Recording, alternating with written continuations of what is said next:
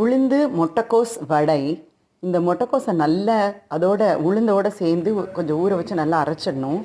அரைச்சிட்டு உங்களுக்கு வேண்டிய ஸ்பைஸ் என்னென்ன வேணுமோ, பச்சை மிளகாயோ, நான் சீரகம், பெருஞ்சீரகம், பூண்டு எல்லாம் சேர்ந்து போட்டு நல்லா அதோட கலக்கிக்குங்க. கலக்கிட்டு ரொம்ப தண்ணியாக உங்களுக்கு ஃபீல் ஆச்சுன்னா கொஞ்சம் வேணால் ரவையை ஆட் பண்ணிக்கலாம். நல்லா அதை கலந்துட்டு இந்த மாதிரி வடையாட்டை நீங்கள் போட்டு ஃப்ரீசர்லேயோ ஃப்ரிட்ஜ்லேயோ ஸ்டோர் பண்ணி வச்சிட்டிங்கன்னா எப்போ வேணுனாலும் சாம்பாரில் 2 போட்டு கொதிக்க வச்சு சாப்பிட முடியும். ரசத்தில் ஒரு 4 போட்டு கொதிக்க வச்சு சாப்பிட முடியும்.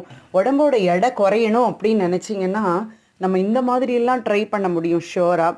கொஞ்சம் ஆயில் தான் இருந்தாலுமே நம்ம ஃபுல்லாக ஹெவியாக எடுக்காமல், சாம்பாருங்கிறதுல அதிகம் எண்ணெய் கிடையாது, ரசத்துலேயும் எண்ணெய் கிடையாது. இந்த மாதிரி ரசத்துக்குள்ளே 4 போட்டு அது ஊறிடும். அவ்வளோ டேஸ்ட்டாக இருக்கும். கேபேஜ் இருக்குது, உளுந்து ரொம்ப நல்ல சத்து.